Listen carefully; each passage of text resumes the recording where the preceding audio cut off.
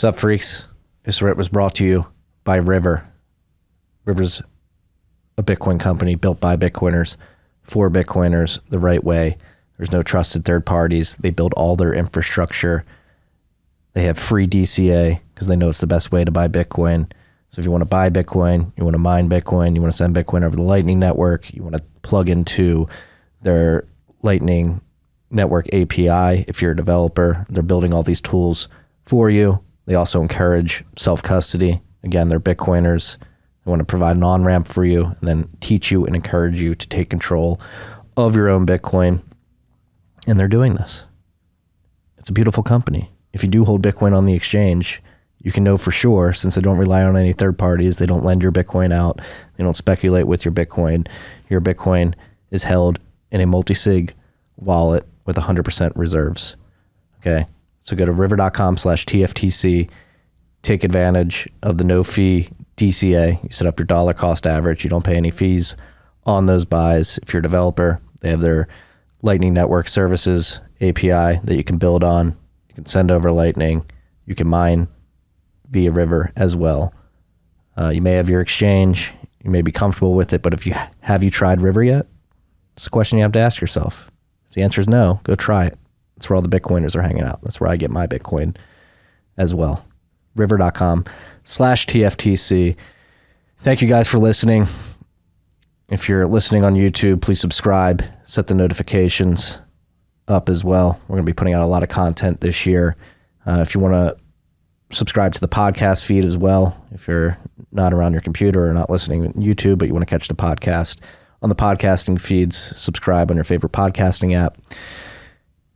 And if you want to learn more about Bitcoin, I write a newsletter almost daily during the week. Go to tftc.io, subscribe on the website, and you'll get pure signal on Bitcoin, macroeconomics, geopolitics, whatever tickles my fancy that day.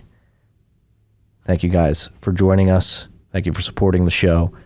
If you can subscribe, rate, review, goes a long way. We're trying to blow this up in 2023. Enjoy the rip.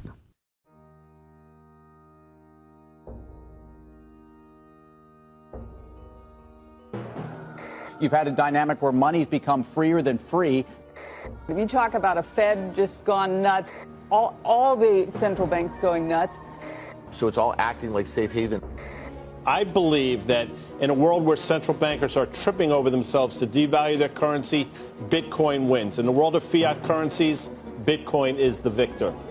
I mean, that's part of the bull case for Bitcoin. If you're not paying attention, you probably should be. And we're live. Peter St Onge, welcome to the show. Thanks for having me on, Marty.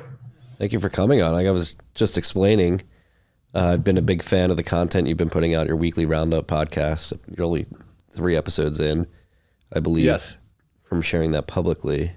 But I wanted to get you on because I think you're covering a lot of the stories in the news as it pertains to the banking crisis, the debt ceiling, just the overall monetary and fiscal situation here in the United States from a very clear point of view, which is getting everybody back thinking about first principles of what's actually going on in the world, which I think is extremely useful right now because I think people deep down have this uneasy feeling of something seems terribly wrong. I'm not exactly sure what is wrong, and thank God we have people like you trying to help people understand. So we were talking in DMs last week. You're like, what do you want to talk about? Anything specific or the whole enchilada?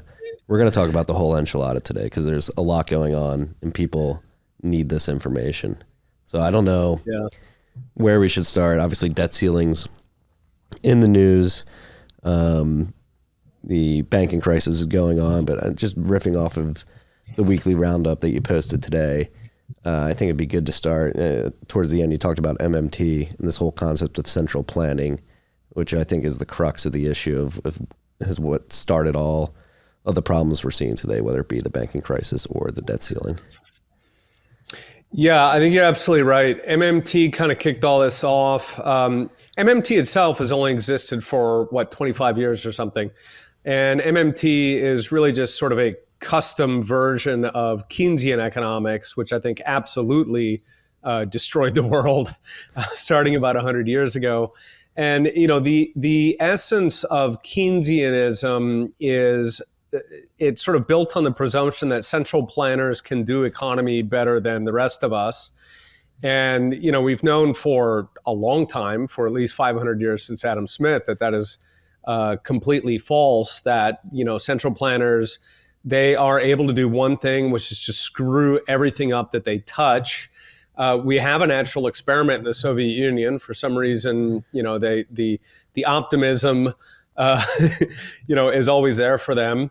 I guess the idea is, sure, we've tried socialism 1,000 times. We have merely discovered 1,000 ways it doesn't work. Perhaps someday we'll stumble across the one that does.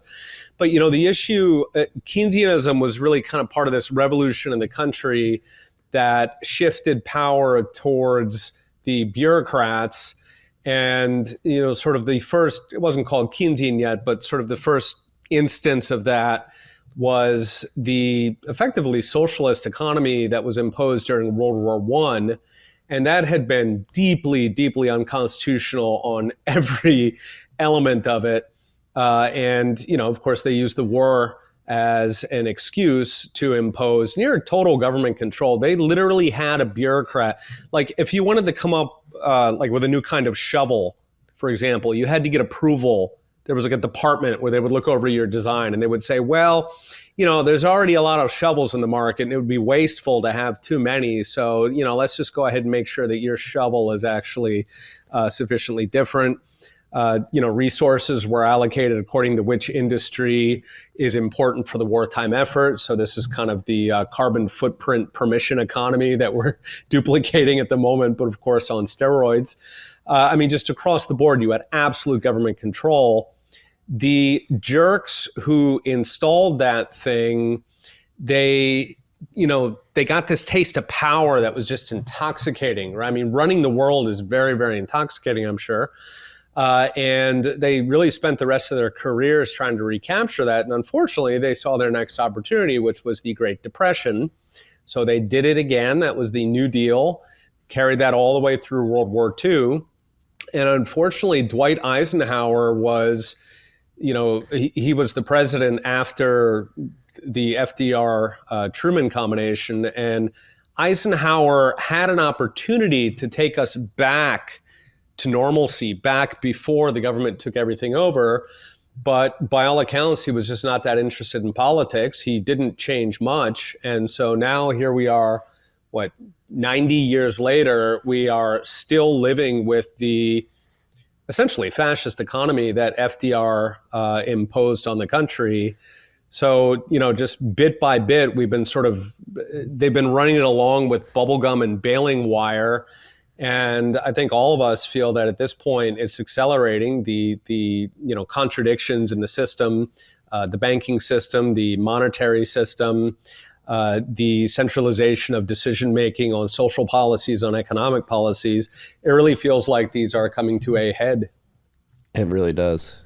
All at once, too. You mentioned the Hemingway quote, gradually then suddenly, in this weekly roundup, and it does feel like we're hitting the suddenly part of this saga, particularly when you juxtapose the banking crisis that's unfolding right now with the debt ceiling. It seems like the timing is not as opportune as the central planners would like, with all of this going on all at once. There was this great quote out of the 2008 crisis from Jon Stewart, and he said, we keep having these storms, these events that are supposed to only happen like once every 100 years or once every 3,000 Earth creations, and yet these things keep happening every week. So he's like, I'm starting to think these are not perfect storms. I'm starting to think these are regular storms, and we have a shitty boat. And I think that perfectly captures exactly what's happening now. So we have all of these crises coming together. We've got the banks collapse. We've got the inflation out of control. We've got the economy now turning south. We have just crisis after crisis, the dollar plunging. And it's tempting to look at it all and say, well, boy, this is just the perfect storm. And the thing is, our system is, it's like they drive as close as possible to the edge of the cliff all the time. And so any slightest breeze will turn it all into a perfect storm. And, their solution in the past had been throw a crap load of money at it. in 2008 when we hit that perfect storm. And I mean, that was all over the airwaves back then. Those, who have the scars of that crisis, that was like the mantra, it's the perfect storm. So that took $4 trillion to dig out of that hole, $4 trillion of credit extended. And at this point, we've now screwed that pooch where, when you're bumping up against 10% inflation, that's no longer a choice. And so the one out that the system had to all this stuff they were breaking, which was, shoot trillions of dollars at it, that is now in question, at which point the emperor has no clothes. Yeah. I mean, that's the big question right now. Does the Fed have another arrow in its quiver to paper over this again? Because like John Stewart mentioned, that was in 2008. Even since then, it seems like the time scale of these hiccups is becoming more and more compressed. I mean, we can go 2008, then you had the European banking crisis, and then you fast forward to September 2019 when you had the repo market spasm, and then obviously we had the economic lockdowns and the trillions injected in 2020, and then we fast forward to this year, and we have a proper banking crisis on our hands. And that's another thing there. You can tell that the central planners, particularly Jerome Powell, Janet Yellen, the Biden administration, and even some in the banking sector, like Jamie Dimon, are trying to quell fears. Strong and resilient is the line I think they've been given in the back of the stage, which is like, all right, just go tell everybody you're strong and resilient. But one thing they're saying is that this banking crisis is not like 2008. It won't be anything like that. But if you look at the magnitude of the banks that have failed in the last 2 months, it looks like it could be a much larger banking crisis than we saw in 2008. It honestly is looking like it could be a lot bigger. In 2008, you had almost no bank runs. You had banks that went insolvent because they had, crap assets, but you didn't actually have people lining up outside of banks pulling their money out, not en masse. If you look at the total deposits, you had relatively little change in 2008. And part of the reason for that was that what we have right now is this massive systemic stress being put on banks because of where interest rates are. And that did not happen in 2008, right? As soon as a crisis hits, the first thing the Fed does is panic, crashes interest rates and brings them as close to possible to zero. And it does that because it knows that, that's going to give the banks a nice fat cushion. This time the Fed cannot do that because it knows that, if you yank rates down, sure, it takes the pressure off the banks, but it also drives inflation. And the singular goal in life for the Fed is to not lose its independence. To hell with the economy, to hell with jobs. They have a political goal. We are but, means to an end. And so they know that inflation is how they get graded. If they let inflation get out of control, that's how they lose their independence. So they cannot use the tool that they usually use to paper over any sort of crisis. Not only can they not flush money in there, they can't yank rates down, which, again, that's the standard tool to fix the banks. You shouldn't have to use that tool. Your bank, it'd be super if your banks were actually sound and didn't need you to distort the entire economy to bail them out every so often. But at any rate, that's the system we have. And that's the only tool that the Fed has to rescue the banks. And right now it is afraid to use both, capital injections and lowering interest rates. So that puts us in a much dicier situation in 2008, which, yes, it was a crisis, but the Fed felt like it had a full quiver of arrows that it could use against us. At this point, I think, honestly, the Fed does feel like it's backed up against a wall. It really doesn't know what to do. It's kind of deer in the headlights. Yeah, and that's another big question out there is, does raising interest rates the way the Fed has over the last year and a half or year plus, whatever it is, actually curb inflation? Because they focus on demand destruction. That's what and they can't say it explicitly. It's implied to a certain extent. Fed speaks a very weird science that nobody outside of the Federal Reserve halls has perfected. But I mean, without saying it explicitly, they want to destroy demand by destroying the jobs market to lower wages. But they're not really focused on the supply side of things, which is where if you jack up the cost of capital, very high very quickly, like that increases the cost for people to actually bring goods and services to the market. So does it have this sort of counterbalancing effect on inflation with the rapidness by which they've raised rates? Yeah, exactly. And it kind of sets up a foot race where on the one hand, the higher rates are crushing the economy, so you're not producing as much. On the other hand, the higher rates presumably are also lowering the creation of new money via loans. And it's really a race between those two. And if the economy crashes really hard because of the higher rates, then the higher rates may actually end up not fighting inflation. In other words, they're shrinking the economy faster than they're stopping the money growth. And of course, what's frustrating is that there was a very, very easy solution staring the Fed right in the face. It's kind of popular now for people to say, well, Jerome Powell, he had a bad hand dealt to him. What was he going to do? He was really between a rock and a hard place. That's absolutely false. It would have been extremely easy to end this inflation. He would have had to stand up to Congress and say, no, I will not buy your garbage bonds. I will not, enable your addiction to creating money. Right, there are about $7 trillion in deficit spending that was pushed out to buy lockdowns, and Jerome Powell obediently played his part. There was a hearing maybe about 6 weeks ago where a Republican asked Jerome Powell whether government spending had been part of the cause of inflation, which obviously any economist, no matter your stripe, obviously, if you spend $7 trillion into an economy, obviously that's going to increase inflation. And Jerome Powell, boy, he got indignant. You may as well have insulted his wife. He was like, no, we don't get involved in that. He serves Congress because he knows that Congress alone can clip his wings. They could pass a bill to audit the Fed. They could put it under more government oversight. They could put it directly into the Treasury. There's all kinds of ways that Congress can trim his wings. On the other hand, we the people cannot do crap. And especially, if they cover it all up with the jargon and the big word and that, they've got the BTF and they just keep on with the QE. Always with this language that's disguising what they're doing. If they do that, then they think they are protected against we the suckers, and then they just keep on playing their part for Congress, enabling the spending. So faced with the choice between reining in what was causing the inflation, which was the historic increase in spending by the federal government, he instead chose to crush us, crush our jobs, crush our businesses. So I have absolutely zero sympathy for him. He could have fought for the people. Instead, he chose politics. He chose to appeal, sort of play inside baseball with the court. Yeah.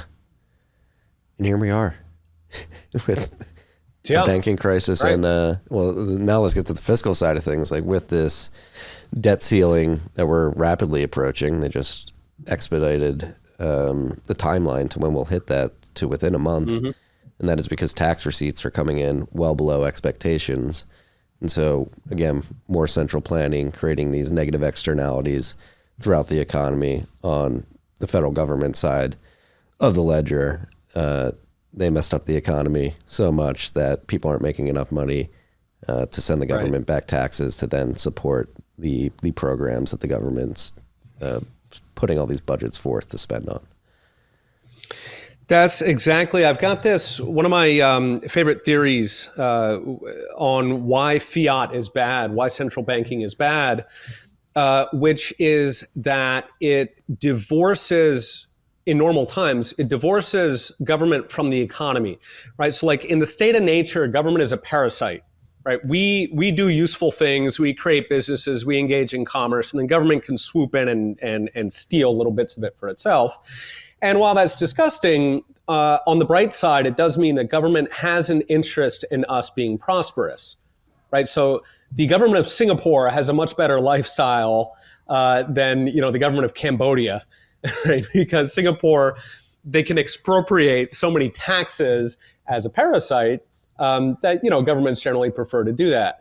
And one of my areas of interest has been economic history. And, China for most of history has been the dominant really the richest country in the world. You know, if you sort of pick one region that hit the lottery the maximum number of times, it would be China. And throughout history, that sort of notion was very, very well understood there, where the job of the government was to keep the economy going, to keep the people prosperous, rich, poor, everybody alike, because only then are you going to have lots and lots of tax revenue, and you're not going to have peasant revolts. So there's a number of reasons why you might want to do that. And indeed, that's what Singapore does. Now, where are we at the moment? Once you bring central banking and fiat money into it, now the government doesn't need us anymore. It doesn't care if the economy's crashing because it just calls up the Federal Reserve. It spends whatever it wants, and then the Fed goes ahead and buys it up. That's pretty much been the pattern since 2008.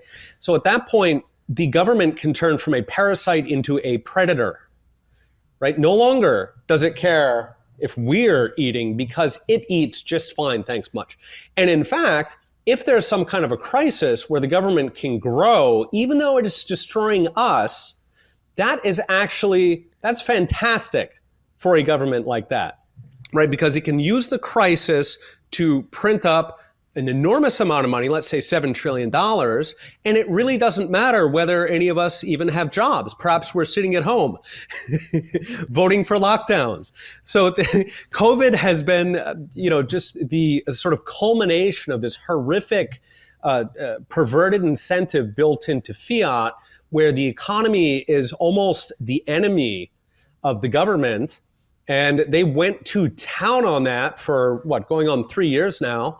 And so now we're bumping up against it where, sort of the merchant of death who's been fueling that whole thing, the Federal Reserve, they're saying, we got to get out of this because we're afraid what's going to happen to us next. So they're now out of that. And now we've got a government that has spent 3 years predating upon the people, and it's surveying the wreckage of what's left. We've got this economy that's hobbling along. A lot of the numbers that look good, once you dig into the numbers, it's just rotten all through. We've got 3.5 million people who have exited the labor market. So that's the only reason that jobs are quote unquote plentiful. We got 3.5 million Americans sitting on the couch instead of working. This is not a healthy economy. There was just a number out today that Tyson Food dropped 16% because they missed earnings because Americans aren't buying meat. That is something that happens to like Venezuela. Okay, when a country starts getting really poor really fast, the first thing people do is buy everything on credit cards. They use consumer credit. That's sort of the credit of last resort for people. We're seeing there was a survey by Lending Tree a couple of weeks ago that 1 out of 10 Americans are now buying groceries on installment.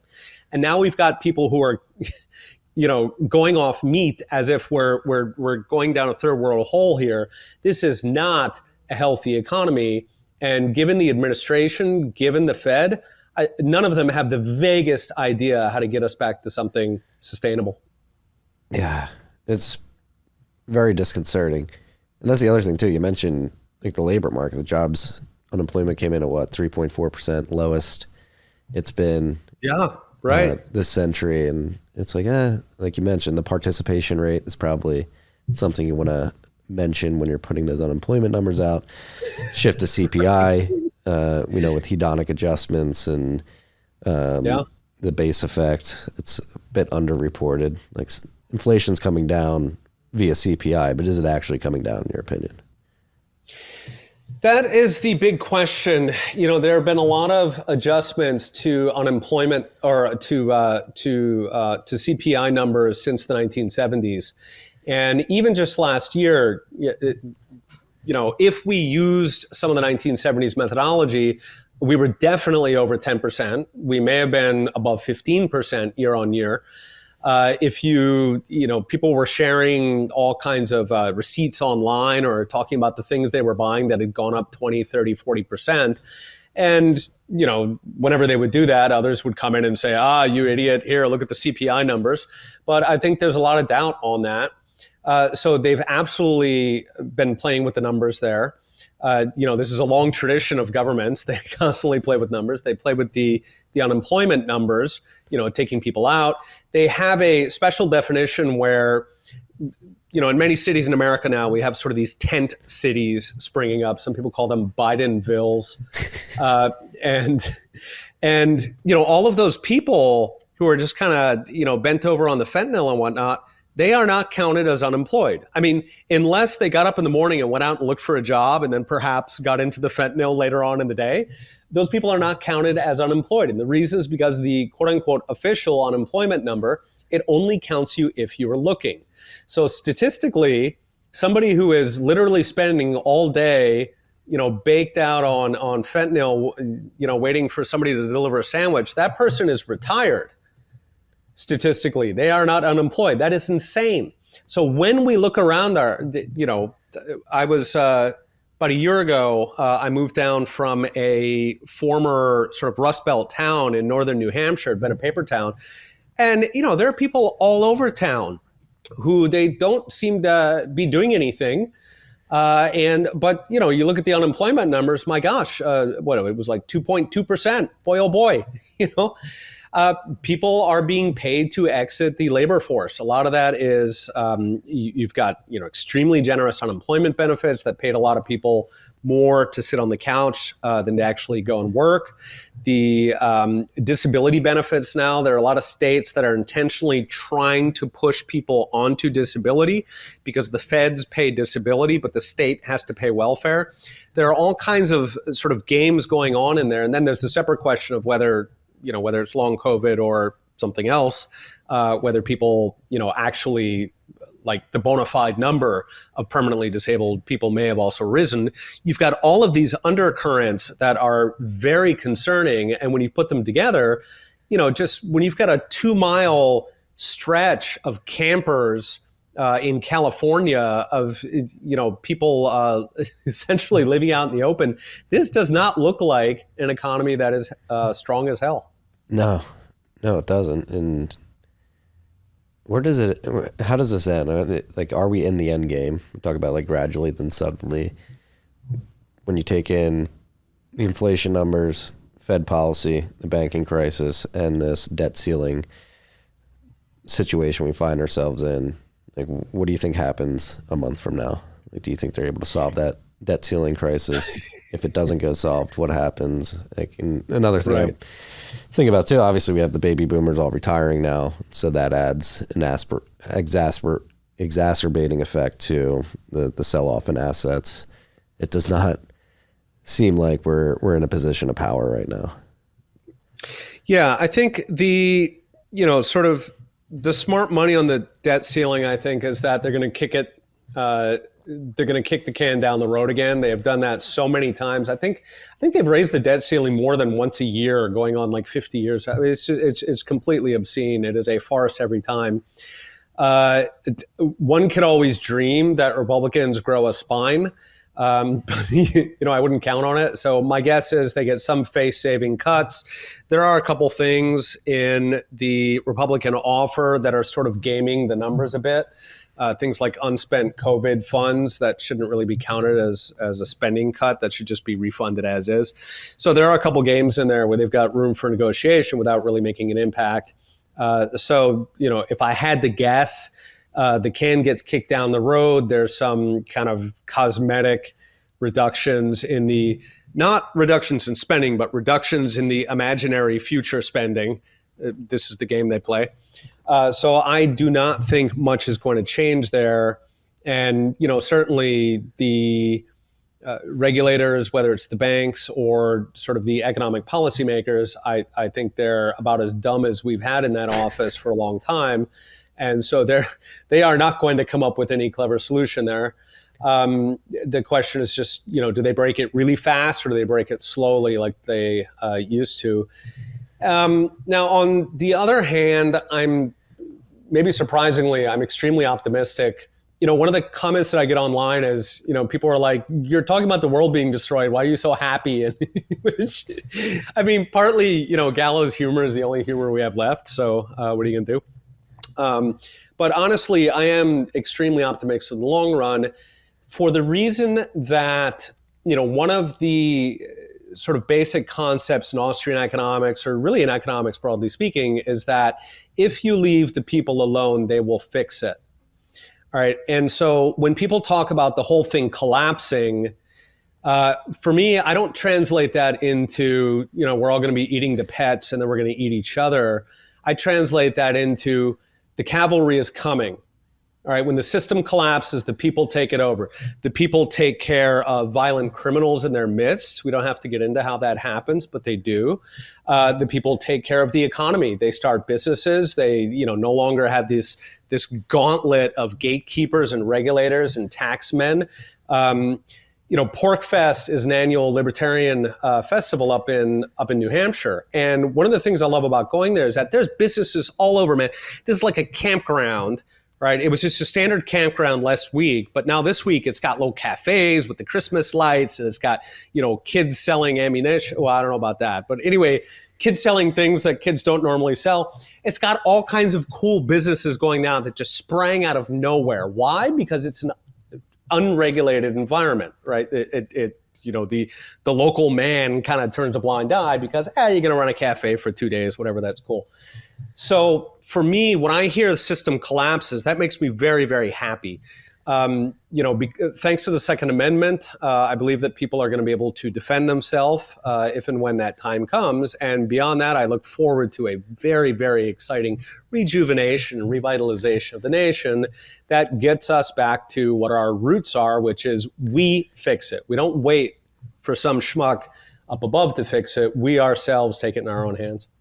Yeah, that is the most optimistic view of the future I've heard on this show in quite some time. And that's the reason why I focus on Bitcoin. I view Bitcoin as this tool that you don't have to wait for permission to work on or leverage or educate people about. You can look at what's going on in the traditional financial system and monetary system and say, hey, this looks like it's going to run into a wall. I'm going to begin building this thing over here, which I think is an extremely resilient alternative to the cloud show that is modern monetary theory and the federal government getting so large that it is probably the largest evil force on the planet that's ever existed. And that's the other thing too with Americans particularly. It's always baffled me that most Americans don't realize that the government is causing all of these problems, and yet they go running to the government anytime a banking crisis pops up or COVID pops up and say, hey, fix this for us. And they inevitably make the problem 100 times worse in very short order. Right. Yeah, public education works. It does exactly what it's intended to do, which is brainwash the population and keep them intentionally stupid. So, I think the shocking part for me anyway is how many Americans don't believe the narrative anymore, right? Given something like 96% of Americans have been through the 12-year madrasa that is public education. They've been nonstop brainwashed. A lot of them have gone on to college for an extra paid bout of brainwashing, and yet we can debate the specific numbers, but roughly half the population twice now voted for a man who promised to bring the whole thing down.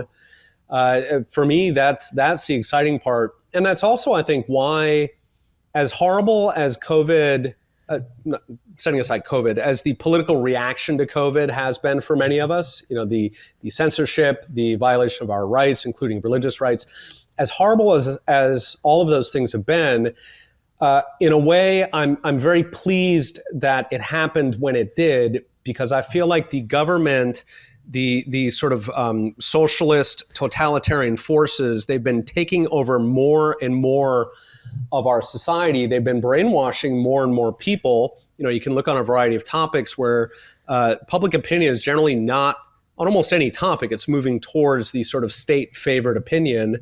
And I feel like they sort of panicked after Trump and Brexit. That made them start thinking that, they had been assuming for 100 years that they were going to win, that victory is inevitable. You plebs should just lie down and take it like a man. And I think that Trump and Brexit kind of scared them. It made them start thinking, wait a minute, no, wait, we might actually lose here. We're starting to lose ground. And so they started sort of casting around, panicked, looking for some way to basically recapture the World War I magic. they didn't think about it that way, but basically to launch their revolution. And when COVID came, they jumped at the chance. And what thrills me there is that I don't think they were ready.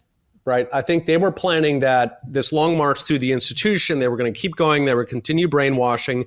They were going to get us to the point where we're like Canada, where like 15 or 20% of people are skeptics. And, given another generation or two, I think they would have managed it. So in a sense, as horrible as the COVID political reaction has been for many of us, I'm very thrilled that they basically launched their invasion too early. Yeah, that's the silver lining. And the theme that's been picking up, which is extremely encouraging, is probably why you're in Florida and I'm in Texas, is that states are beginning to reassert their autonomy from the federal government, which is something that I really hope continues and gets stronger as we move through this decade, because I think it's going to be particularly important, especially for Bitcoin. Obviously, the Biden administration and many Democratic officials do not like Bitcoin because they can't control it, and they're moving pretty aggressively to stop its growth in the United States, whether it be stifling banking relationships with companies in the space or going on this energy fear-mongering campaign with the mining industry. And so I think as a Bitcoiner, it's going to be really important for states to stand up and say, hey, federal government, thanks, but no thanks. We're going to let our citizens here play around with this. Absolutely. And that's how the country is set up, right? We're supposed to be a laboratory of democracy. The states are supposed to be sovereign. The feds pretty early on cleverly got a hold of taxing power. So, ideally, I would go back to the Articles of Confederation where they didn't have that. But absolutely. And, what I think is interesting about the sort of anti-Bitcoin Democrats is that, most Bitcoiners they do actually vote Democrat because they're young, and young people tend to vote Democrat. There's a very strong age stratification in Bitcoin simply because it's harder for, I think, older people to understand it. And so, if you sort of go with the textbook politics 101 theories, then you would imagine that the Democratic Party would be, very, very pro-Bitcoin because that's what their voters want. And that's how democracy works, right? And in fact, what I think we've seen is the exact opposite, where, I think what's happened to a certain extent in both parties is that given a choice between control and making the voters happy, the voters really don't matter. Right? It's how do we get more control? And to the extent the voters come in, the question is, how do we get away with it? Right? How do we bamboozle the voters? How do we, talk up the boiling oceans with the Bitcoins? And, how do we sort of spin this narrative and, give our marching orders over to our media friends in order to sell some narrative? And, I think that's happening in both parties. I think that's certainly happening on a national level. A lot of the things that are being pushed from the center at this point, they poll like 20%. CBDCs, for example, government surveillance coins, when those are actually polled, they score like 15, 20%. Nobody wants this garbage. And so you might ask, well, given this is democracy, you would think they would stop pushing it, but they don't. They are serving some higher purpose than we, the voters. Yeah. Do you have any ideas of what that higher purpose is? That's one of the mysteries with a lot of these things. It's like, when they discover a hidden planet, not by seeing the planet, but by noticing the gravity. Okay. And they say, wait, there's this really weird gravity anomaly here. And then that it makes them go and look for something that might have the kind of mass that would do that.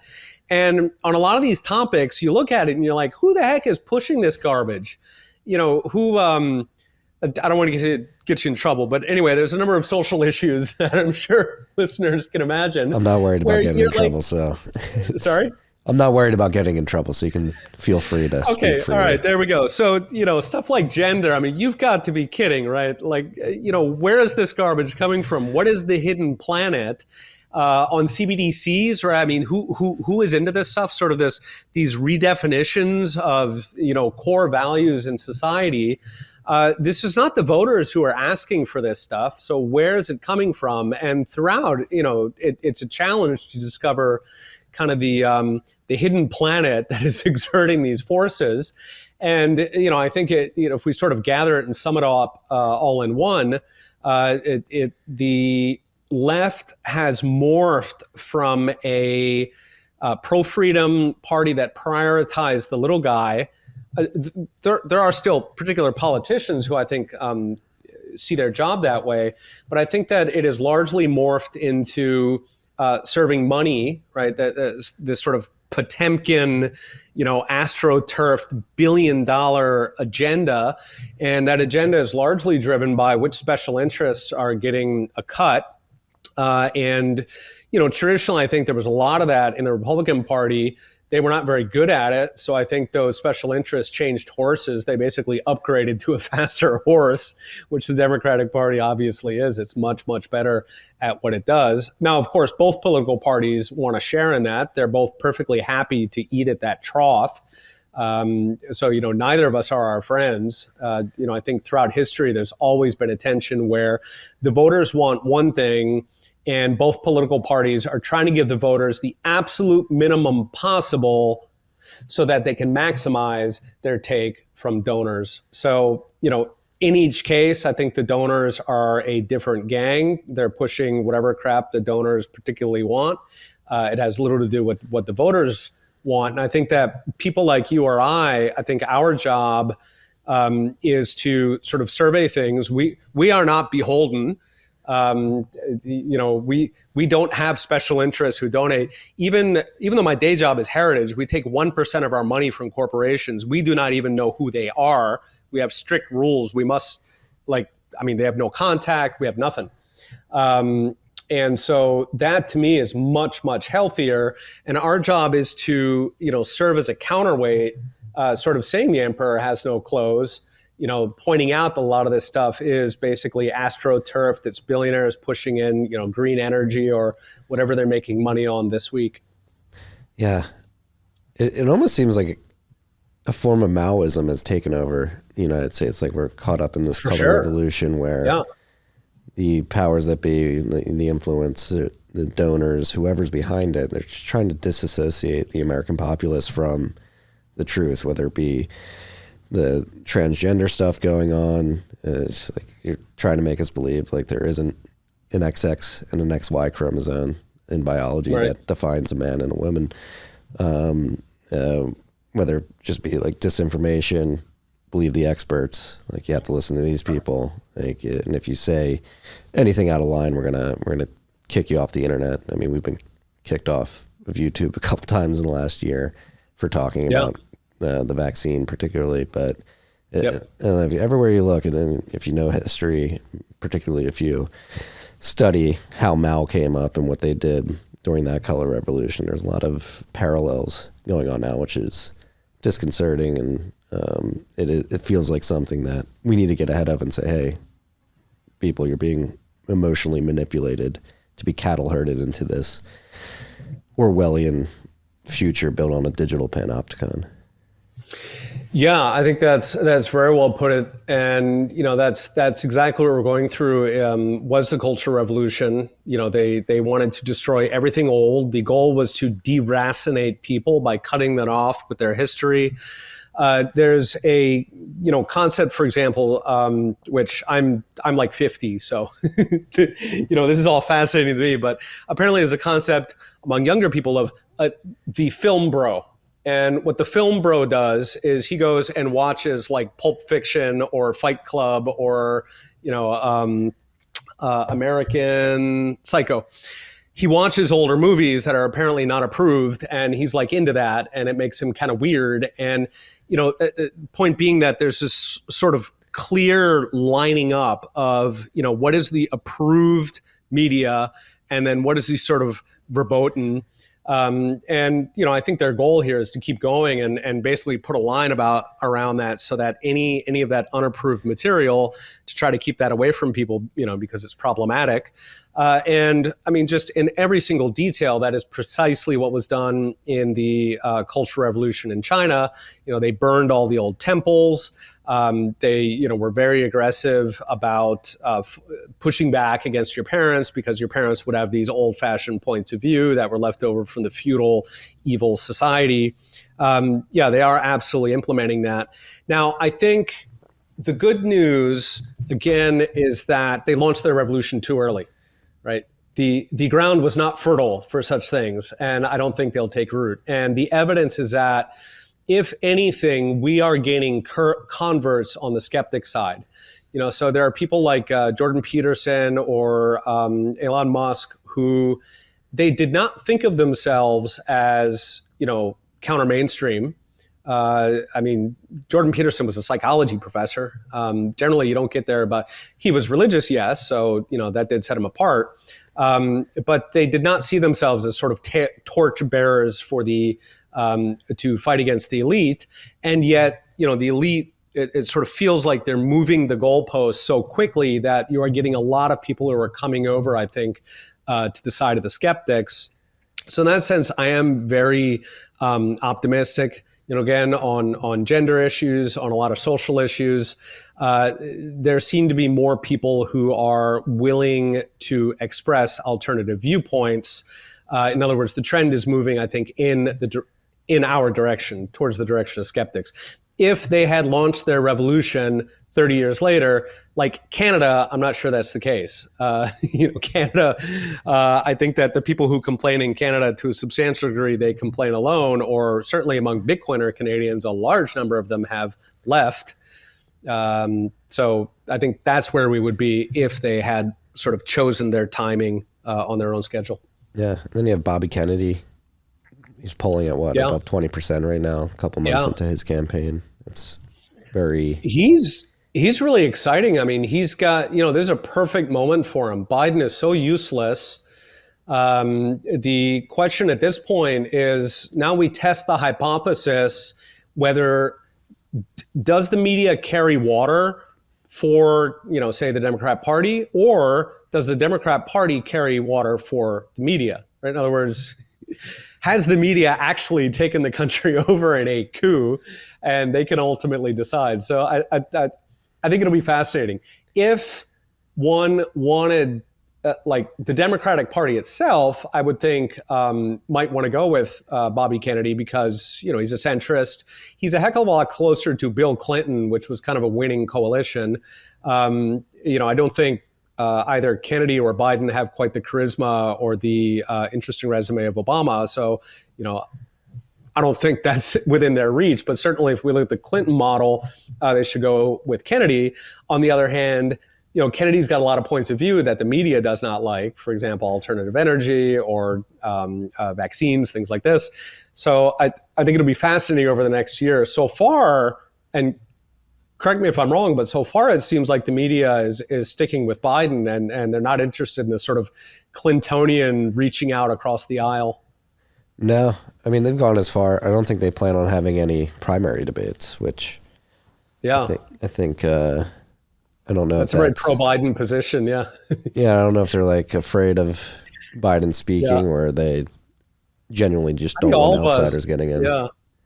Yeah, all of us are afraid of Biden speaking to a certain degree, but I can sympathize. I mean, he's emblematic of the state of the country, literally an old senile man who can't string together a coherent sentence.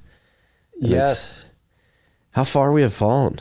It's, but again, I'm optimistic like you are, but it is unnerving, everything that's going on. I got two young boys trying to navigate the world that they're growing up in. It's like, what is this country going to look like when you're 18, 15 years from now?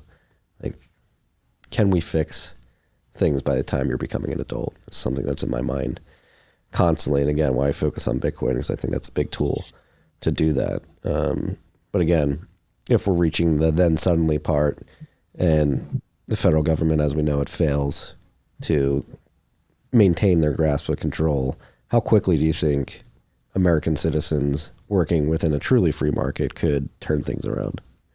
Oh, instantly. I think absolutely instantly.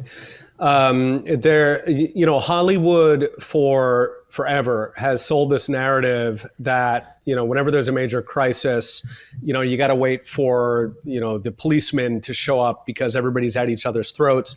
When you look at actual humans and actual crisis, that is goofy. That is not at all what humans do. Humans organize.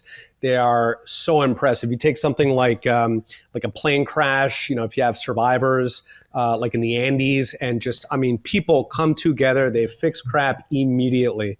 So, I think the danger in a crisis is not from the government collapsing and the people taking over. The problem is that you have this sort of transition period in the middle where the government is sort of there, but it's not entirely there, right? So, for example, would vigilantes feel emboldened to defend their property? Well, there's a certain stage that government gets to where the risk to being a vigilante is still very high, right? So when the government is functioning, and I mean, this is across the board in many countries, it will go after vigilantes far, far more aggressively than it will go after criminals. Why? Because the vigilantes are the competition, right? The vigilantes show up how, lousy government's policing powers are. And, if you've got like a vigilante justice somewhere in America, the FBI, they'll fly down like a dozen agents. They'll set up a field office. They'll requisition. Got to catch this guy. On the other hand, some random dude just goes around and shoots kids, and that's a random day in Chicago. So there's this very, very differential treatment towards people solving their own problems, and there comes a stage in every collapse where it's kind of twilight. It's not quite. Or I guess dawn would be the better image. It's still kind of dark, but it's not quite daytime yet. And that dawn is the dangerous part, because people are still afraid to defend themselves, but the government has gotten even worse than normal at maintaining public safety. So without a doubt, if it comes to that, then there will be a lot of victims. It will be very, very tragic. And I do hope that Americans confidently self-organize quickly. But, if we do look back through history, there have been many, many times that societies collapse. Japan after World War II, for example, the government was, it was prostate. There was effectively no government. People say, well, that's Japanese, but you get that in countries where people can actually self-defend. Throughout American history, there have been many periods where out west, for example, the government was either temporarily or permanently out of commission. Perhaps it was distracted or a natural disaster. There are a number of reasons. And people do not, suddenly start stealing their neighbor's silver. They get together, they organize, they, if they're worried about public safety, they put up roadblocks in their neighborhood, they, trade off who mans it. There's people are astounding. They're very, very impressive. And indeed, that's the entire premise of our system, right? The reason why we trust voters, because voters are amazing. People in government are not amazing. They are to be controlled by the real, impressive leaders of our country, which are the people.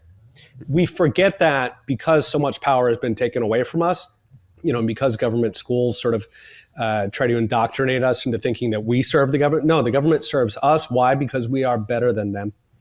Yeah. And I to paint the picture, like how big has our government gotten in the context of history? Yeah.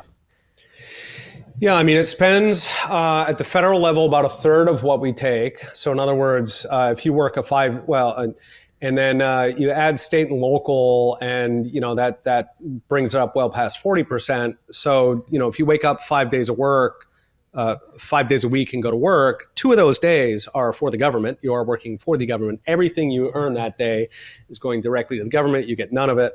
That's quite astounding. At the time that we got independence from Britain, it was more like 5 or 10%. I think it would have been substantially lower. They were trying to bump it towards a couple of percent. And that's what set us off. So it's really been impressive. I have to give credit to the socialists' long march through the institution that, put us into a world where almost half of what Americans produce. Now, in places like Canada or Europe, of course, it's even higher, it can be 50, 60%. But I mean, those are Europeans and Canadians. We're Americans. So it is pretty shocking what they've achieved.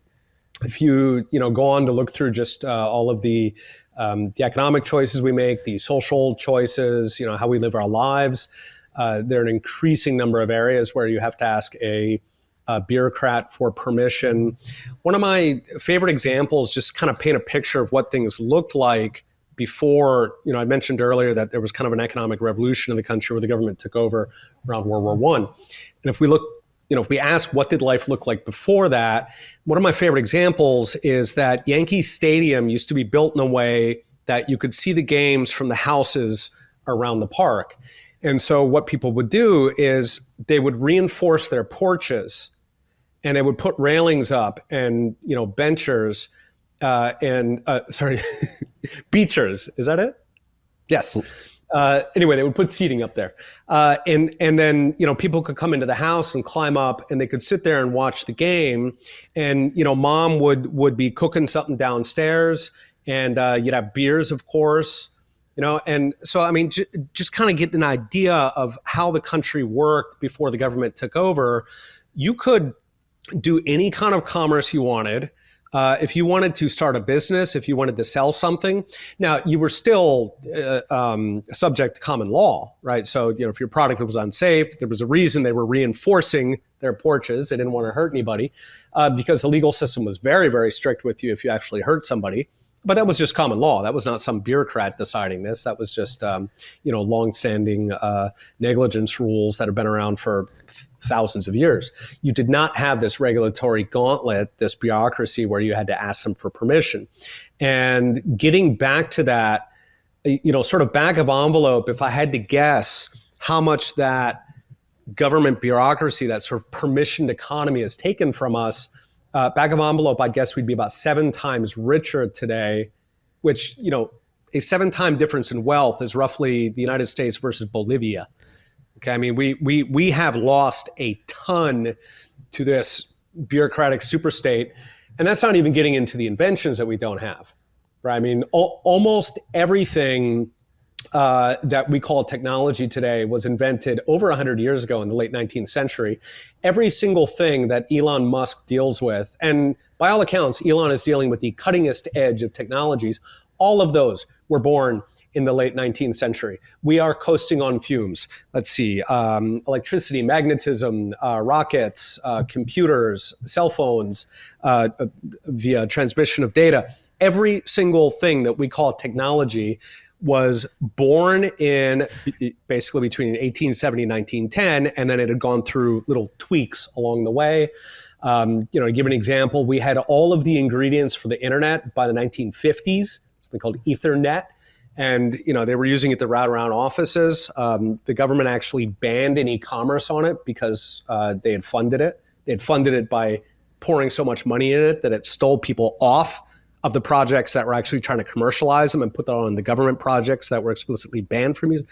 Just across the board, like once you start going back through history and recognizing all that we have lost, how much poorer we are, how, we don't have immortality, we still have people dying of cancer. I mean, and you go back to that period of optimism before the government took over.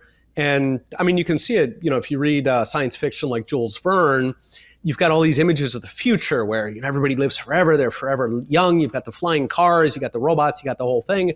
And people laugh at that today. They say, they were so naive, they thought we would have all these things. No, they weren't naive. We killed it. We have killed it, and we have been coasting on fumes. So, I mean, honestly, when you look out to, the next generation and what kind of world we're going to build for our children, I would absolutely love for it to come to a head. I would love for, to give the people a chance. There's a reason that the people are sovereign in this country. That may have seemed insane, but our founding fathers made that decision. I would love to find out or to re-experience the wisdom of that decision and get back to rebuilding the country minus this, bloated overlord that has turned from a parasite into a predator. Yeah.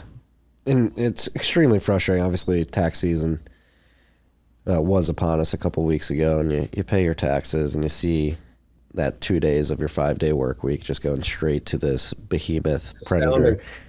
And the return on that investment, I think that's another, less charged way to approach this is just simply ask people, like, do you feel like you're getting value out of the money you're sending to this predator? And when you look at the state of the healthcare system, all the wars that we're engaged in, all this idiotic energy policy, it is criminal, like having to send the government our money and then they literally light it on fire, literally in a war or with terrible programs.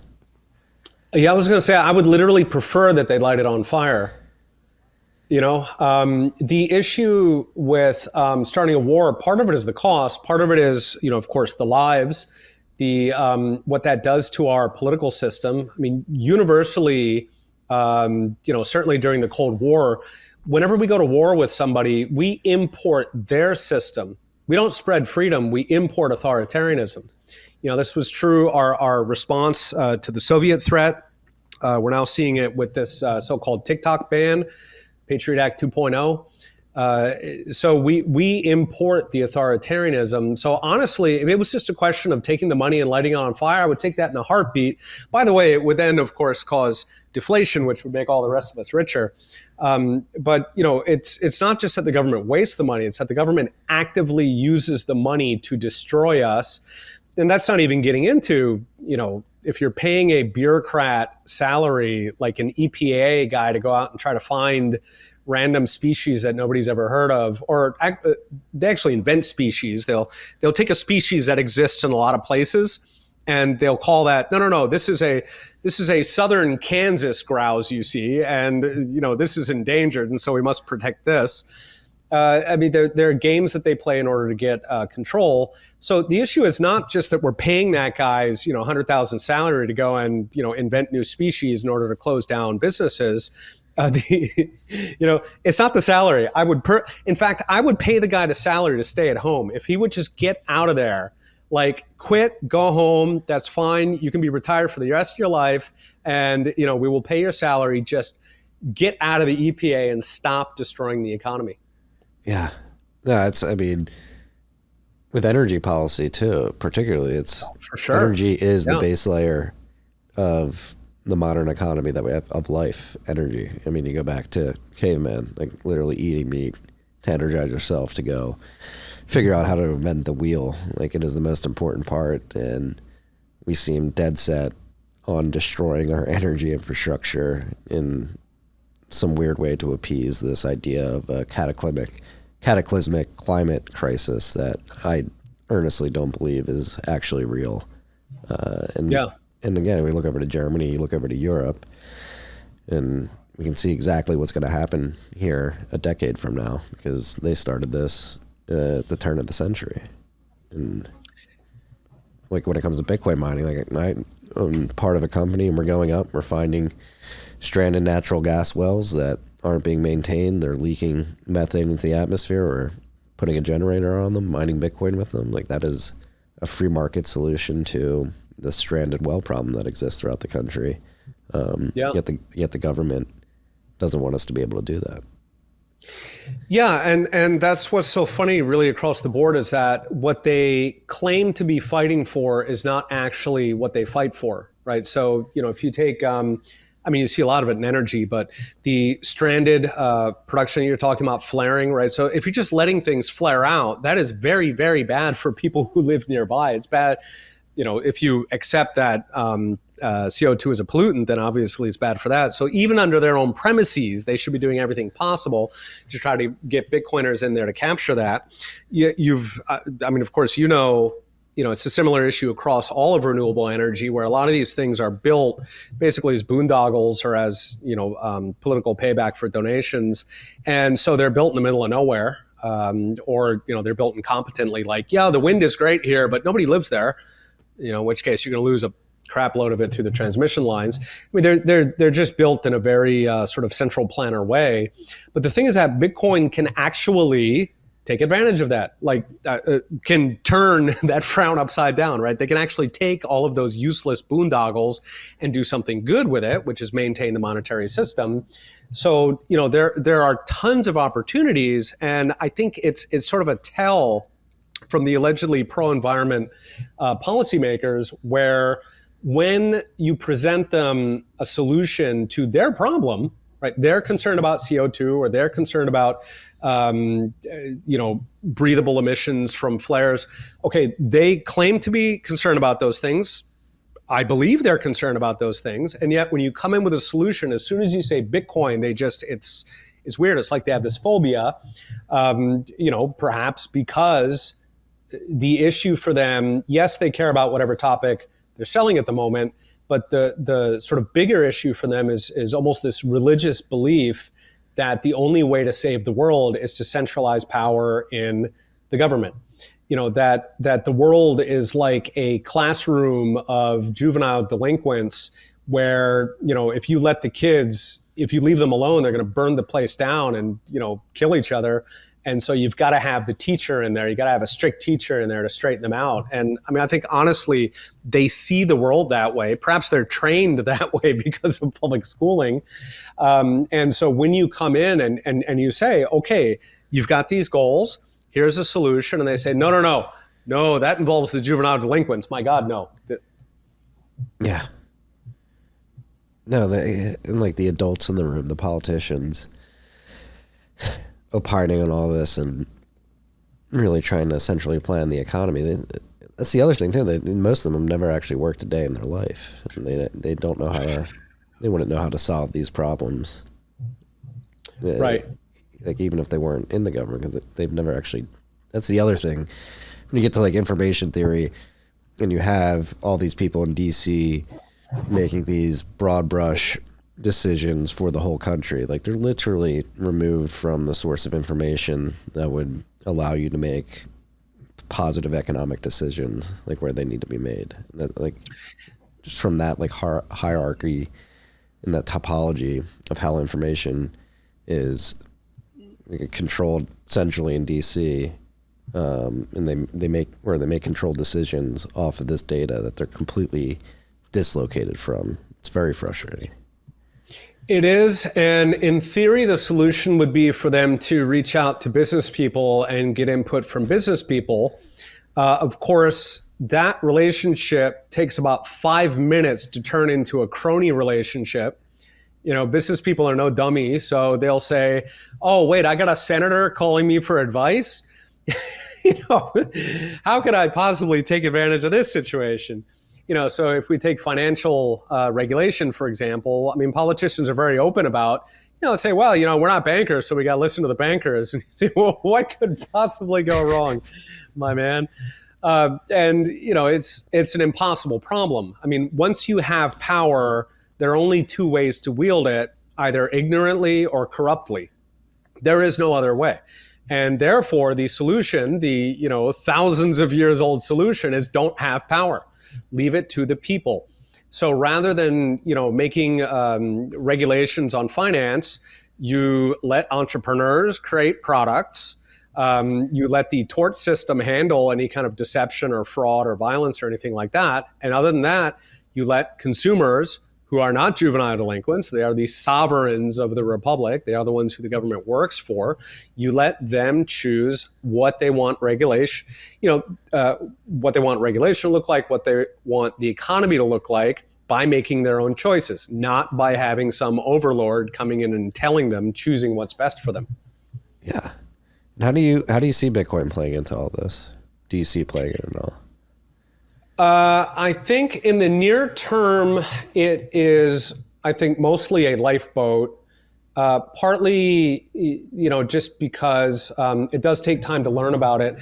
I think, I don't want to sort of overplay the Bitcoin is hard to understand, because I think, honestly, Bitcoin is a lot easier to understand than the financial system. Like, if you make a decision that you want to figure out how central banking works, or you want to figure out how credit card systems work, that is not easy. Okay, honestly, that is harder than Bitcoin. And, a big reason is because it's intentionally hard. A lot of these things are very intentionally made to be difficult. Bitcoin is as simple as it can possibly be. But, because because it has its own built-in incentives and because it's frankly perfect, that does make it a little bit complex because it works. But I don't actually think it's that complex. I think that we get to some tipping point where there are a sufficient number of people in society who understand it that the rest of them just kind of take it on faith. That's how credit cards work, right? Like when you tell a kid, you give him a credit card for his 16th birthday and he's not like, I don't know, man, it doesn't look like money to me. Is my money really there? No, because everybody else uses credit cards. And at some point the kid says, well, if everybody uses credit cards, they're probably legit. So, I don't think we have to convince every last grandmother in America. But I do think there's some point, and I have no idea, maybe it's 20%, 30%, who understand it well enough that, when other people say, is my money really there? Is there really anything backing it? That these people can sort of explain it. Or, ideally that we get to the point where people don't even ask that any more than they ask that about a credit card. So I don't know how long that process takes. And depending on how long it takes, I think that's what defines whether Bitcoin is going to be more of a lifeboat in the early stage of that or more of our savior in the late stage of that. But I do think, if we look far enough out, whether it's 30 years, 50, 100, I think that Bitcoin ultimately saves humanity, which is going to sound ridiculous if you're not already a Bitcoiner. So I encourage you to just learn more and it'll make sense over time, trust me. But that, Bitcoin does for us what gold has always done, which is that it safeguards an enormous part of our freedom against, would-be control. Gold, I think, turned out to have a very fatal flaw, which is that it's physical. And, in a sense, that's its selling point. It's backed. I mean, that is the selling point. But the problem is that it also introduces a fatal vulnerability, which is that once it's physical, it has to be located somewhere. It has to be centralized somewhere. And it's got to have a wall around it. It's got to have armed guards and, a moat with crocodiles with lasers on their head. And governments know how to exploit those. And they did. So I think one of the questions on gold, people might say, well, if gold is so amazing, then how come no country today uses gold, which is correct. And the answer is because governments are very, very good at violence. It's their core. It's really their only competency. And so governments have, over the course of, largely the past century, they have seized gold. Now, eventually they're going to screw up. We know this because that's the story of history. Governments seize the money and then they screw it up. Eventually they'll screw it up. And if they screw it up, pretty quickly, then I think we probably go back to essentially gold, some kind of gold-backed system, just because people are more familiar with gold. I mean, some people will go to Bitcoin, some will go to gold, but I imagine the majority would go to gold. If it takes them a long time to screw up, then I think instead enough people will know Bitcoin that we just go directly to Bitcoin. And I should note that, even if the sort of collapse, I prefer to say screw up because collapse sort of, plays into that whole Hollywood disaster thing. It's not, I don't think it's a collapse. I think it's a renaissance. But anyway, if that renaissance occurs in the next 10 years, I imagine people go to gold and then Bitcoin keeps doing what it's doing, which is convince people conversation by conversation. And I would imagine that either way, in 50 or 70 years, we have a Bitcoin-based economy, which means that government is out of the business of printing money. It would be much, much smaller than it is today. We would not have the boom-bust cycles. We would not know what a recession is. You wouldn't have a quote-unquote business cycle, which is entirely a creation of government. Of course, you also wouldn't have institutionalized inflation. You would probably have mild deflation that would go at the pace that the economy is growing. I think we'd be much more prosperous. So personally, I very much look forward to it. With those caveats, right? That, it's we don't know what path it's going to take to get there. But I think we don't know how each chapter ends, but I think we do know how that book ends, which is Bitcoin as world money. Yeah.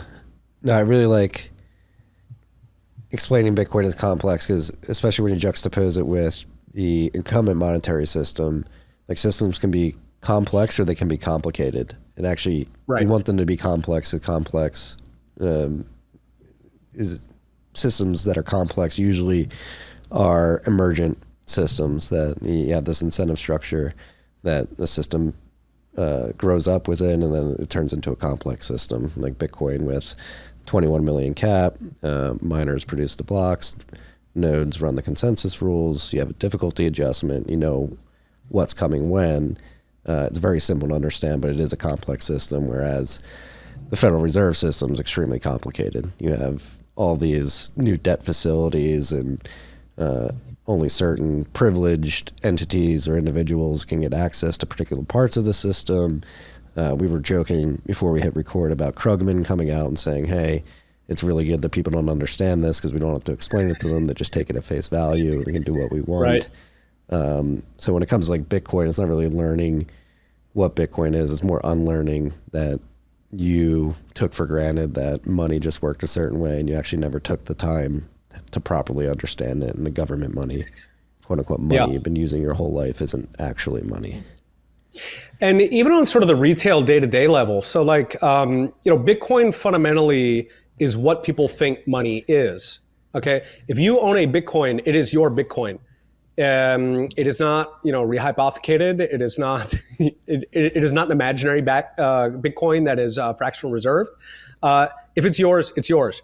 It is exactly what grandma thinks her bank account is, right? Now, on the other hand, what is a bank account? Holy moly, right? You put $100 in the bank, they Xerox your $100 and put a little picture of it there, and then your money is out the back door. It's out being lent in Argentina or whatever yield the bank can chase. If they lose it, then you're out of luck. You got to go to the government and try to beg for insurance. A bank account is nothing like what people think. Like if you've got $100 in the bank, no, you don't. You have a relationship with a bank to which you have lent your money. There's actually a professor a couple of years ago out of Switzerland. He literally, he borrowed $250,000 from his bank in Switzerland, and he sat down with them. He's a PhD professor. He sat down with them and he said, okay, can you write out exactly every step along the way? Because I want to know, I want to understand how money is created, because apparently there is a massive debate among PhD monetary economists how money is created. They don't exactly know. And what he concluded is that, so like if you borrow money from a bank, they won't lend you money unless you have an account at the bank. You may have noticed. And that's not just because they want you to be a customer and, give us some of your business. No, there's a very specific reason for that, which is that they don't have the money and they can't just write $250,000 and put it on a piece of paper for you to take somewhere else, because they don't have it. They're not creating it. Like they create a debit in your account, which they can do in-house because they match it up with a new asset that they just pulled out of their butt, which is called a loan from you. I mean, it's quite astounding. But the moral of the story is that grandma thinks she has $100 and she went to the bank and she thinks the bank put it in the vault and maybe lent some of it out, maybe didn't. But that's what grandma thinks a dollar is. When you actually dig into this, PhD economists don't know what a dollar is. To actually go to a bank and be like, help me understand this. Let me just follow along step by step. It's insane. Nobody knows what the fiat system is. So given that, I would argue Bitcoin is one hell of a lot simpler than fiat money. And fiat money is largely, it shouldn't be complicated. It should be what people imagine, which is how you take your money to the bank, they put it in the back vault, maybe they lend it out, maybe they don't. We don't have to get into full reserve banking, of which I'm a huge advocate. But the point is that it's much worse than that. It's not just that they relend your money. It's that, literally the whole dynamics, you've got like little money printers, little counterfeiting machines in every bank in every country in the world, in addition to the central banks. And, through all of this, grandma has no idea what's happening. And so when her bank collapses, she's like, where did that come from? My money was just sitting there. So, I would argue that by that Byzantine design, fiat, it's effectively a fraud on the people. A fraud because it is intentionally designed to be difficult to understand, If people actually understood what fiat money was, how it was created at the central bank level, how it's created at the commercial bank level, I think people do feel like they're in the process of being defrauded. Bitcoin, on the other hand, does not do that. Bitcoin is exactly what you think money is. If you own a Bitcoin, you own a Bitcoin. That's that. You can verify it yourself too. Yeah. Relatively cheaply. Exactly. You don't have to assay it like gold. You don't have to spend hundreds of thousands of dollars to assay your Bitcoin. You just type a prompt into your CLI. You prep a command, say, hey, what's the supply of Bitcoin right now, and where are mine held? No, here it is. Yeah, exactly. And I mean, you mentioned full reserve banking. You said you didn't want to jump into it, but I think that would be worthwhile to jump into, because that's a big debate, even within Bitcoin, is, let's assume we get on a Bitcoin standard. Are we just going to recreate the banking system that has been erected over the last century after the Federal Reserve became a thing? Or will we do full reserve banking, and you're not going to lend out money, but you do like equity investments in companies to get dividends on that? Yeah, I think either can be done with Bitcoin, just like, you can have gold fractional reserve banking, right? I mean, during the gold standard, I believe all banks in America, generally throughout the 150 years before the Federal Reserve, and the 200 years before Nixon, the vast majority of banks were fractional reserve, even though we had a gold standard. So you could do either fractional or full reserve. I think that whether that will be done under a Bitcoin standard, I think really has to do a lot more with politics. And fractional reserve banking is extraordinarily profitable for the banks that engage in it, because they can basically Xerox your money, and they can pretend to have it sitting there, and then they go lend it and make a bunch of money off it. So it's extremely profitable. They can essentially print money, and so they are going to exert political pressure on it. And at that point, the question simply becomes: do politicians play ball? They give them this exorbitant privilege of pretending that that $1 is actually $2, or that $1 is in more than one place. And it would really be a question of what the political incentives are at that time. To what degree has Bitcoin sort of rebalanced the amount of power that cronies have to defraud the people at large? But I think it's useful to sort of sketch out like what full reserve banking would look like, because I know that the other side sort of screams that it'll be the end of the world. And in a full reserve banking system, the idea is that money cannot be in two places at once. Okay. And if you're pretending that money is in two places at once, then you're introducing risk into the banking system. For example, bank runs, when people discover that their money is not actually in two places at once. So the way that it would most likely work in full reserve banking is that, today in the US, something like 20% of savings are of money that people put in the bank are checking. Or historically, this is how it's worked. About 20% is checking, 80% is savings, meaning that 20% is money that people are going to need to use in the next couple of months. The other 80% is longer term savings. Okay. And under a full reserve system, what would happen is for that 20% checking, because you don't know when you're going to get that money, you would want that on what's known as a demand deposit, meaning that anytime you want, you can walk in the bank and they have to give you your money.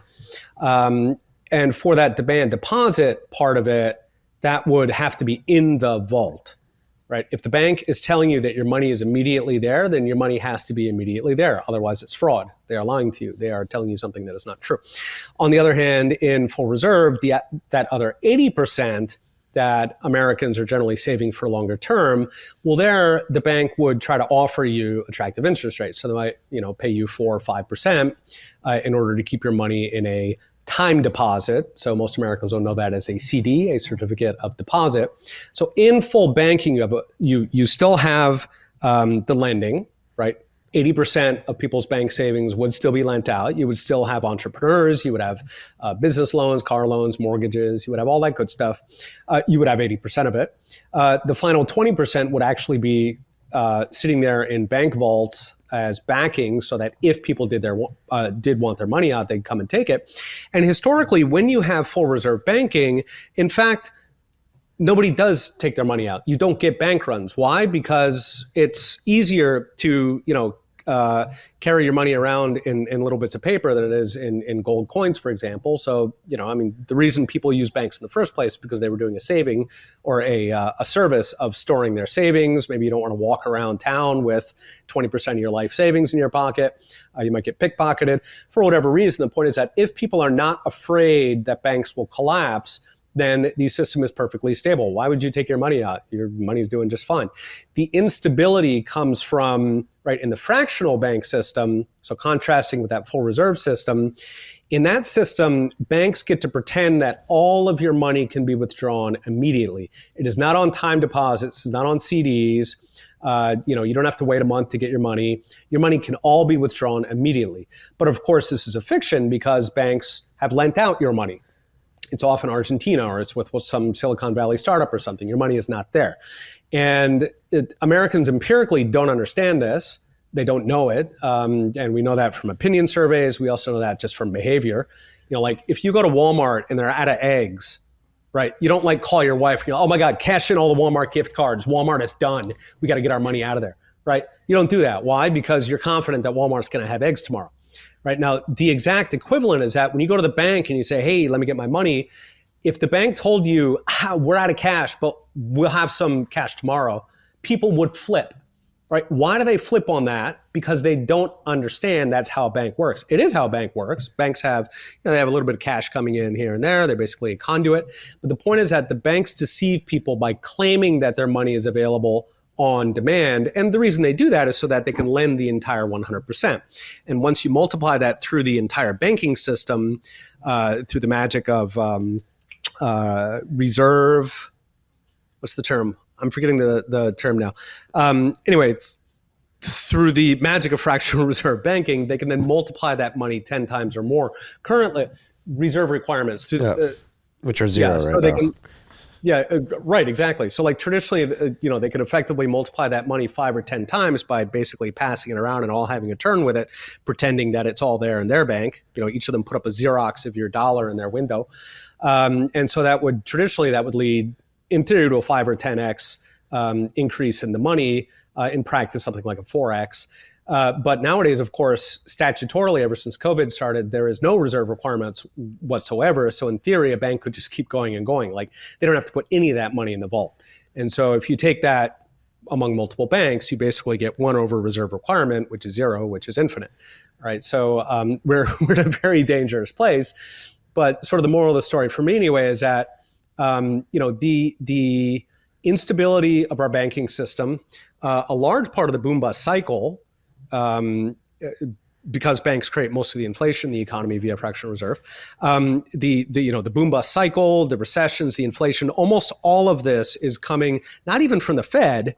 The Fed's doing a fifth of it, but most of it is coming from the commercial banks. Why? So that they can pretend that grandma's money is there when it's not. That strikes me as an insane policy. It's well accepted in whether you're free market. Sort of one of the oppositions to full reserve banking is people say, well, yeah, but the government shouldn't tell you what to do. Now, this is not telling you what to do. This is, it's long understood under common law that if one party to a contract does not understand that contract, then it is null. It's not a legitimate contract. If I contract with a sleeping person or with a child, that is not a legitimate contract. If I persist, right? If the other party persists in conducting contracts with people who they know don't understand, for example, if a banker goes to an old folks home and tries to sell complex derivative products to people who have dementia, that is considered fraud. They will be imprisoned for that. And so similarly, the fact that people do not understand how fractional reserve works, they don't understand that their money is not actually there. The bank is pretending to have it there. That makes it an unconscionable contract. And the fact that banks continue to offer these products and in fact politically lobby, in some countries it is illegal to question whether a bank has the reserves that it, by all accounts, does not have. right? In other words, to tell the truth about a bank. So that, to me, is enough evidence that they are, not only are they deceiving people, they are very intentionally deceiving people. So I would call fractional reserve a crime. Yeah. No, and when you bring in the current banking crisis and you have JP Morgan absorbing a lot of these regional banks right now, again, going to the point that people really don't understand what this is. A lot of Americans see JP Morgan scooping up First Republic and any other of the banks that fail. I'm like, oh, all right, it's in safer hands now. But all that fractional reserve risk is just being more concentrated in fewer parties, which is mind-blowing. Safer in the sense that JP Morgan has better lobbyists, yes. Right. Yeah. It is more assured that it's going to be bailed out.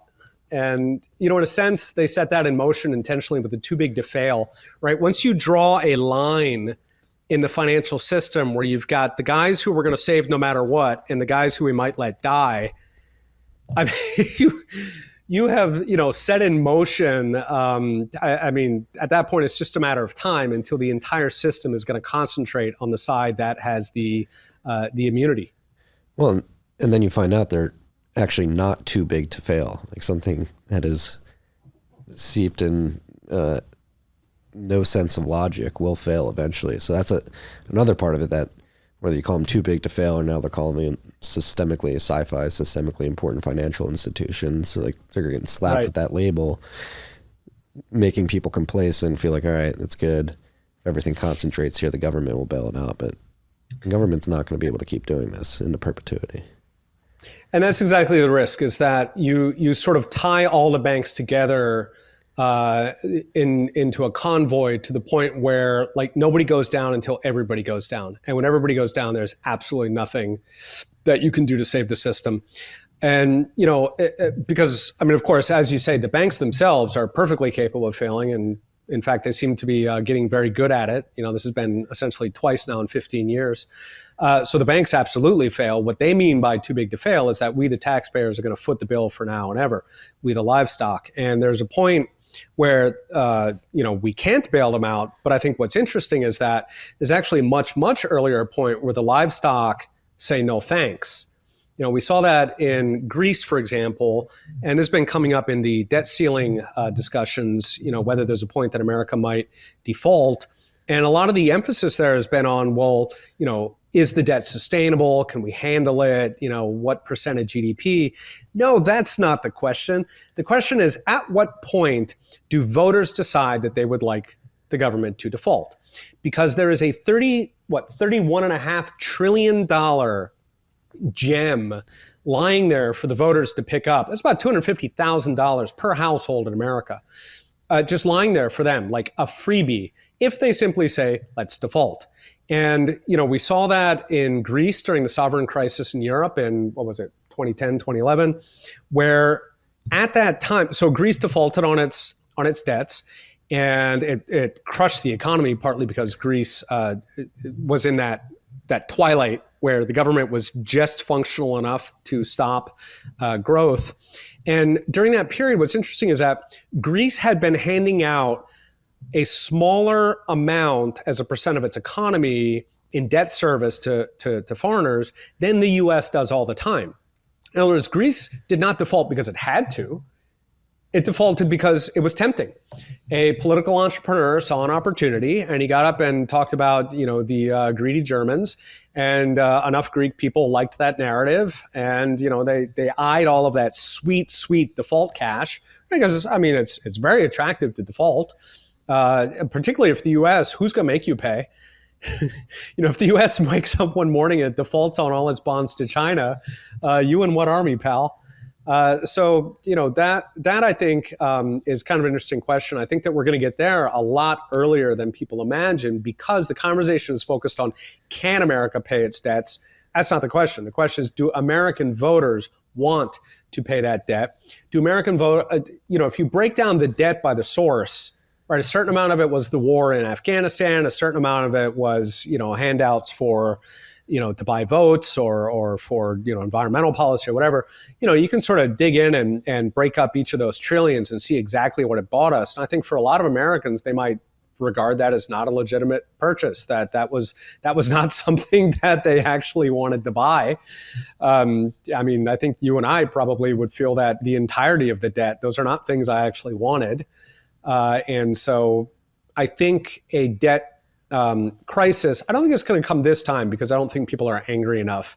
Going by the last midterms, I think definitely Americans are not angry enough. There are a lot of angry Americans, but not enough. But I do think that sometime over the next 10 years, we could see some kind of repudiation of the national debt. Yeah, it seems like we need to remind people that the U.S. has defaulted on its debt many times in the past, no matter Tons of times. FDR, Nixon, in a sense, inflation is a soft default. So, you know, we just defaulted on 7-8% of it last year. We're fresh off a default. So, you know, and the only silver lining to that inflation was that it peeled $2.5 trillion off the in purchasing power off of the national debt. Yeah. No, I'm sure you are too, a big fan. Let's just rip the Band-Aid Yes, off. always. Overt default. Because like you mentioned, the money printing, the increased debt, it's just a soft default. It takes a lot longer and arguably has more dire consequences in the long run. I think absolutely it does. You know, if we zoom out, because the big question here isn't a trillion here, a trillion there. The big question here is the straitjacket that the economy has on it. And, you know, it has that because of the mega state that is funded by all those trillions. So all those trillions, they're like the deer on the wall that the government can celebrate all the things it's taken from us. But those deer heads are not the real danger. The real danger is that they are still taking it from us, right? So going back to, you know, would we be 7 times richer if we didn't have this massive bureaucracy, this parasitic bureaucracy trying to command our economy? So that, I mean, to me, that's the prize. Dead Schmidt, I'm interested in like that prize, getting them off our backs. If we did, you know, I imagine we'd be looking at an increase of GDP of something like 1.5% a year. That has a net present value on the order of 20 trillion a year, even at 5% rates. You know, screw the debt. The debt is noise. I'm interested in how do we get back to the kind of economy where entrepreneurs are in charge, not bureaucrats. If we can get back to that, we will be so rich, we will laugh at 31 trillion. Yeah. Just let us run. Yeah, let us run. Exactly. Yep. Bingo. I mean, go back to energy is like the one sector where I just really hone in on, where it's like, it's all right there. Like we can build the nukes, we can build the pipelines, we can work on wind and solar if you want to. Would be very interested to see if it's actually profitable, if it wasn't being so subsidized to the point that it is today. But just thinking about what could be done in the energy sector alone, if all the red tape was just released, we can go build. Oh, it's amazing. And, you know, if things get bad enough, then reality does start to intrude. I think it was Germany that they decided that wood pellets are green, which is like literally cutting trees down. Here in North Carolina, they're cutting the forest. They're deforesting North Carolina right now. This is like the least green fuel you could possibly imagine, right? Because, you know, fossil fuels, right? So, you know, if we take the life cycle of coal or oil, okay, so you have a toxic substance that's sitting in the earth, poisoning people, by the way. Of course, if you touch petroleum, you'll get a rash. If you touch it for a while, you'll get cancer. And so you have this industry that sucks up, cleans up all of this environmental waste, and it turns into tree food. I mean, what could be greener than fossil fuels? It's really quite impressive. So, you know, I mean, to me, you know, I'm with you. Like the whole thing is just an absolute joke. You know, fossil fuel energy is honestly the cleanest energy. For that reason, you know, it literally plants forests automatically for free. It's astounding. CO2, it's a heck of a thing. If entrepreneurs actually think they can make money off wind and solar, I guess there are certain applications. Like, you know, if you've got a compost toilet in the middle of Yellowstone, I suppose you need solar because you don't want to, you know, run a line for 7 miles. I mean, there are applications where I'm sure solar does its thing, but, you know, broadly speaking, let the market decide, get the government out of it, and, you know, if entrepreneurs can make money on it, like Tesla, then more power to them. But I think that a lot of the government-funded projects are probably actually not sustainable. Those are just fleecing taxpayers. Yeah. And you reminded me of something I did want to mention that I think you do a great job of, that more people need to do, is make fun of these people. I think that's the way to get through to a silent majority, if you will, or like, what the hell is going on? It's like, all right, we just need to point out how laughable the situation is and who got us here. We literally just have to ridicule these people publicly. And I ridicule them every opportunity I get. They are unserious people. They are screwing things. They're screwing up serious things without a doubt. That's why I bother. If they were screwing up, I don't know, my crochet hobbies over the weekend, that would be one thing. But they are destroying very important things. But absolutely, I think it's very important. They get away with getting up there with suits, and they've got the official this, and they've got the eagle and the whole thing. I think that's they should be meeting in Hawaiian shirts in a strip mall in New Jersey. They should be treated with all the respect they deserve, which is zero. These guys are absolute clowns.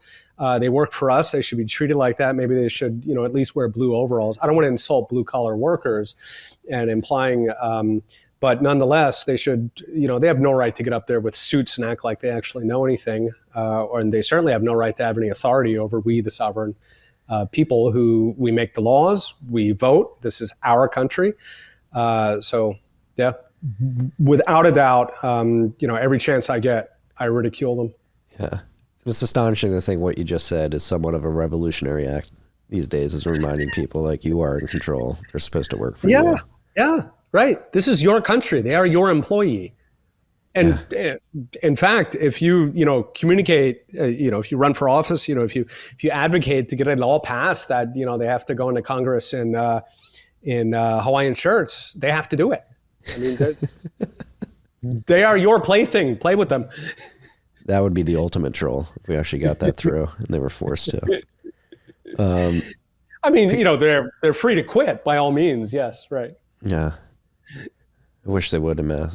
That's why whenever the debt ceiling debate comes up, I'm like, I hope they hit it. Because when they shut it down under Obama, they shut it down for like 6 weeks. And everybody's like, no, it doesn't seem like we're missing anything here.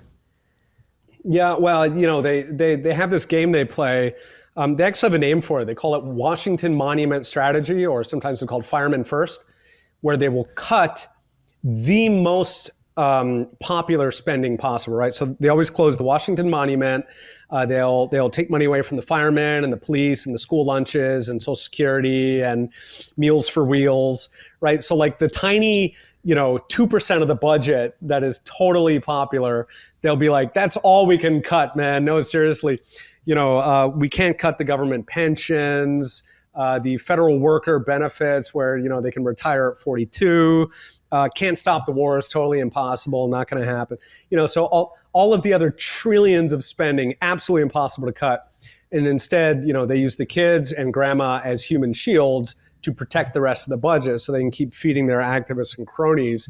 It's absolutely disgusting. And, I think it's partly why I'm a little sympathetic for the spineless Republicans, because I do understand, they do that. They use the human shields. The media is in the tank, so they always amplify this. Look at these heartless Republicans with the school lunches. What's wrong with you people? So I do sympathize. Fortunately, there are people like you and me and millions of us on Twitter and across the rest of the internet who are actually able to call out these, cynical tactics and call them for what they are. So I am hopeful that over time, skeptics can grow a backbone. Yeah. And I think now is the most opportune time to do that. I mean, you mentioned Twitter. That's a very interesting variable that's been thrown into the mix of these conversations, whether it be monetary policy, fiscal policy. The trajectory of where we're going as a society is that we do have these avenues to get better information out there. The gatekeepers don't have as much control over the gates as they used to. They certainly do if you're watching news media on TV, but outside of that, we have developed these avenues that get better information to people. That's always in my mind, is like, how does this new variable change the speed at which these things unfold? And I think when it comes to the banking crisis with SVB, particularly, I mean, you had that leaked email from Peter Thiel to founder fund companies, get out, and then cite a bank run on SVB within 36 hours. Like, and now with these other bank runs, other bank failures that have happened, and it's still on top of people's minds, even though they don't want to mention it. On mainstream media, there's people still on Twitter talking about it, saying, hey, your bank could be next. That's throwing a very interesting variable into the mix. And yeah, you're absolutely right. And it's been fascinating. We've really seen that on a lot of topics here, where in the old days, if the mainstream media wanted to suppress it, it was dead, right? They could cover a story with a pillow till it stopped breathing. And for a minute there on the internet, we could speak freely, right? Up until, I guess, about 2015 or 16, which is when I think they started panicking with the Trump and the Brexit thing. And so they started censoring everybody. But up until then, we had a moment there. I remember when my kids were, I want to say 6 and 8, and they told me that we didn't talk politics with them because we figured there's plenty of time for that tawdry world. And they came to me and said, did you know global warming is a hoax? I said, well, that's quite interesting. Where did you hear that, guys? And apparently it was YouTube, because everybody knew that on YouTube in, what is that? 2011 or whatever it is. Because you had free speech. And, I think the elite panicked. They hit the big red censorship button. God bless Elon for doing what he did and suffering these slings and arrows. He did what, I'm embarrassed as an American that the rest of our political class couldn't manage. Some of them did try, to be fair. I've talked to congressmen who were incredibly frustrated, but if you're one Congress thing out of 400 and X, you can't really get it done. But nonetheless, thank God Elon, I think he has turned the tide here. Even YouTube is allowing stuff that it never would have, like Scott Adams' commentary the other week there. I was amazed that they left that up. I felt like they really wouldn't have before Elon opened things up again. So I'm very, very enthusiastic. I feel like because of social media, fundamentally, we were winning the debate really since the beginning of social media. As goofy as social media is, the point is that it routes around the gatekeeper. And we were absolutely winning. We were gaining converts. We were winning the debate. And that's why they went for the censorship. At this point, thanks to Elon, principally, it looks like we've not broken through that and we can get back to winning. So that is one more reason that I'm extremely optimistic. I think that we are actually winning the conversation. We are winning converts, on top of the fact that if we don't win, if they completely get everything that they want in life, then they'll screw it up so badly that they'll lose it in a matter of months. And then we get what we always get, which is the state of nature, which means free market, humans cooperating with one another. So, whether we win or we lose, we're going to win. It's just a question of, there's this painful period in the middle as the Band-Aid comes off. So by all means, tear that sucker off. Yeah. Yeah. How long is it going to take and how much pain do we have to suffer? Hopefully exactly. Not too long and not too much is the most optimistic we could be. No, but like with Austrian economics too. Like I feel like it's had a renaissance over the last decade because of social media. What you guys are doing in Heritage, Mises, just individuals talking about it more. I feel like Austrian economics is in its heyday right now. Austrian economics, Bitcoin itself, without social media, neither of those would have ever spread beyond a tiny, tiny little group. I think Rothbard said that you could get the entirety of the libertarian movement, which is broader than Austrian economics. You get the entirety of the libertarian movement in the 1970s in a single living room. And, those were hundreds of years old ideas. I mean, it's not like libertarianism was invented, right? Libertarianism is classical liberalism. That's 1648, depending how you define it. A living room in New York, and only in New York, right? If you tried to gather a bunch of classical liberals in, a normal city like Dallas or something, I mean, good luck finding another one. So people, I think, really don't understand how revolutionary it is what the internet, and very, very specifically social media, because of the network effects, right? Because it's so easy to find new ideas. So I'm beside myself, happy that Elon chose to fight that battle.